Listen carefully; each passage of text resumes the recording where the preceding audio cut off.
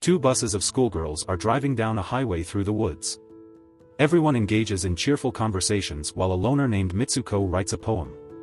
Her friends ask her to let go of the notebook for once and enjoy the world outside of it.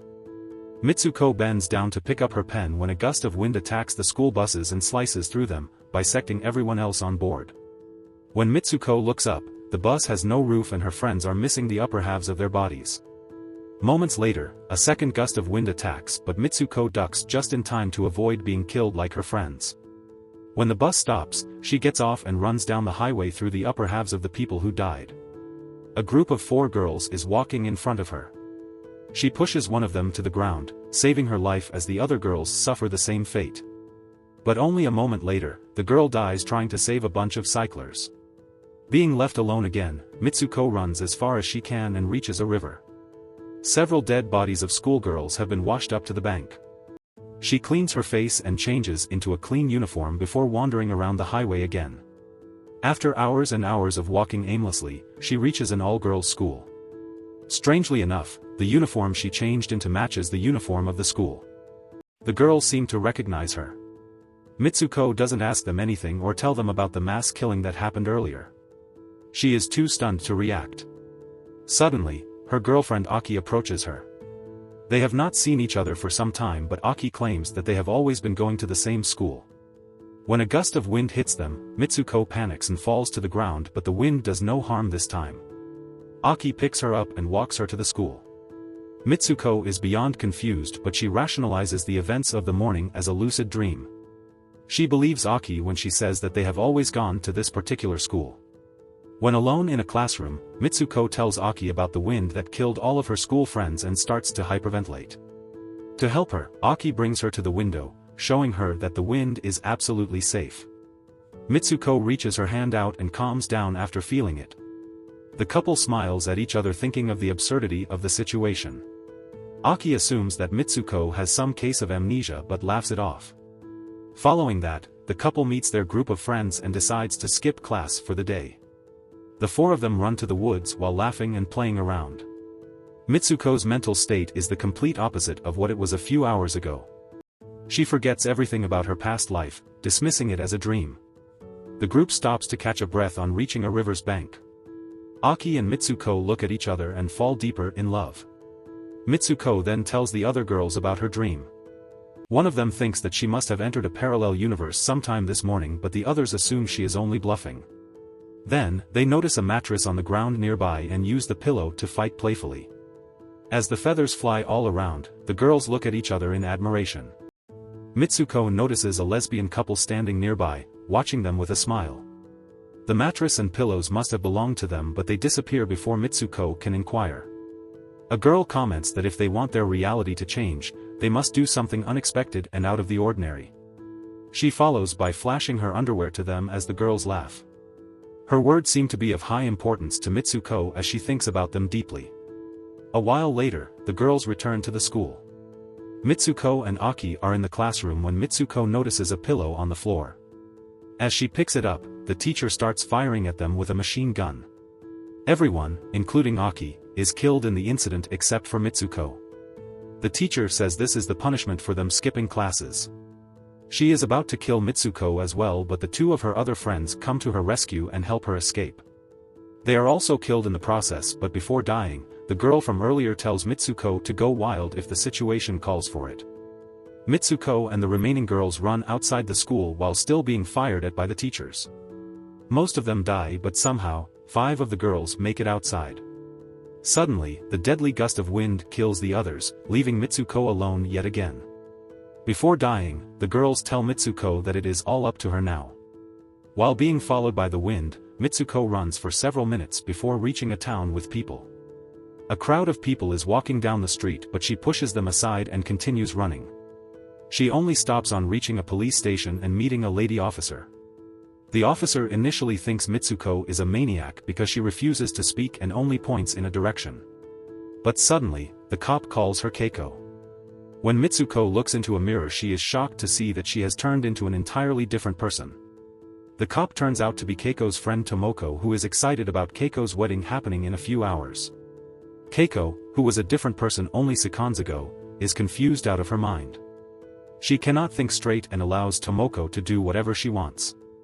They get into a car to the chapel where she is getting married. The morning has been a roller coaster ride for her, but it only gets wilder when a bunch of women follow their car as if Keiko is a celebrity. They all express how excited they are about the wedding. At the chapel, many other women surround and welcome her.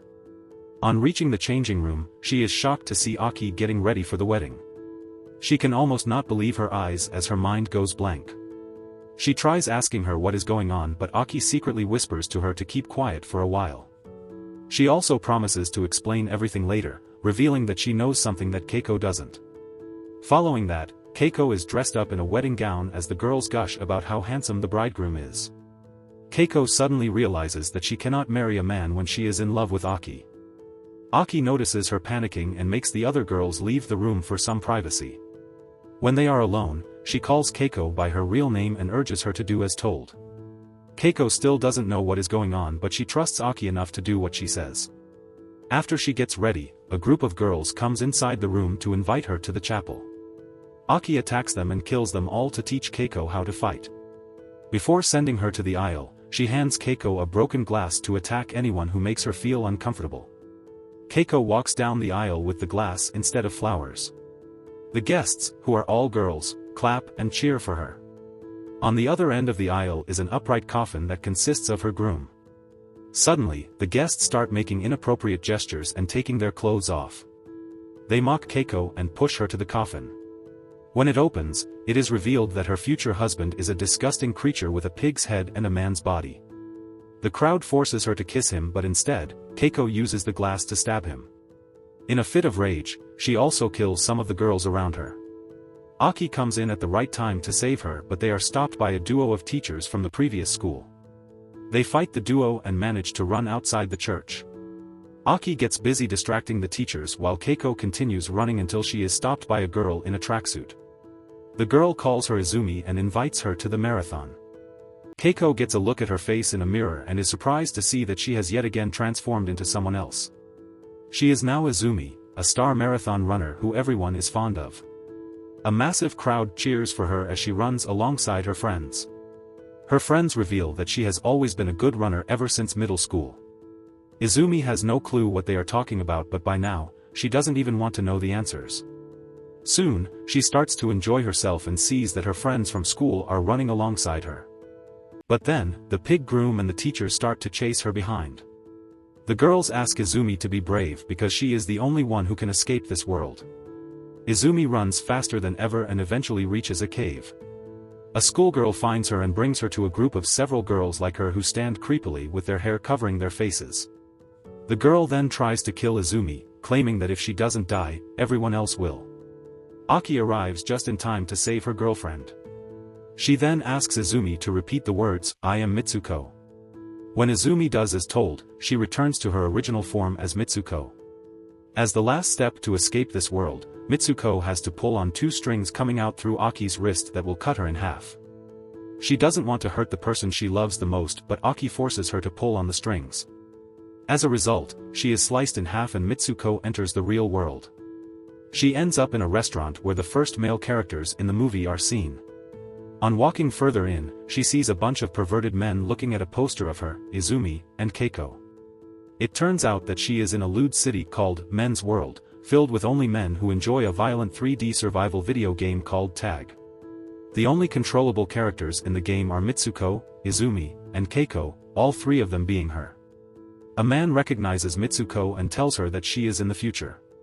Mitsuko passes out and awakens in a cave-like place where all the characters of the game are showcased like mannequins. While wandering around, she comes across an old man playing a game on his TV. He reveals that she is 150 years ahead in the future. When she was in high school a long time ago, she was a person he admired. After she died, he took her and her friend's DNA and made clones for his 3D game for men's entertainment. A younger version of the old man appears and gets naked, asking her to come to bed with him. The old man discloses that the final stage of the game is the fulfillment of his deepest wish, to get intimate with her. The man is about to touch her when she remembers the words of her friend who asked to do something out of the ordinary to get out of the illusion she is in.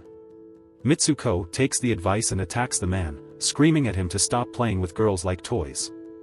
She rips one of the pillows and the white feathers turn red from her anger. At last, she snatches the old man's cane and commits the unthinkable, to his shock since her death was never a part of the game. In the last scene, Mitsuko awakens alone in a field of white snow. She registers that it is all over now, meaning that she will never have to be trapped in the game again. Although the movie seems bizarre and meaningless half of the time, it is a metaphor for Mitsuko's homosexuality and the struggle she faces as a woman in Japan. Each of the 3 different girls represents a female struggling with different but interrelated problems. Mitsuko is a high school girl who is in love with another girl. The scene where they see the mattress in the middle of the woods depicts how gay women are stranded by society. Similarly, Keiko is a woman who is forced to marry a man she doesn't love. Hence, she sees him as a disgusting pig who only wants one thing from her.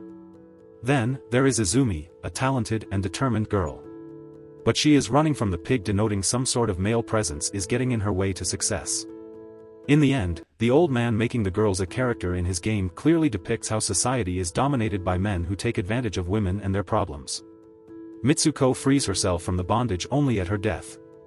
Subscribe for more videos like this, turn on the notification, and leave a like to help the channel out. Thanks for watching.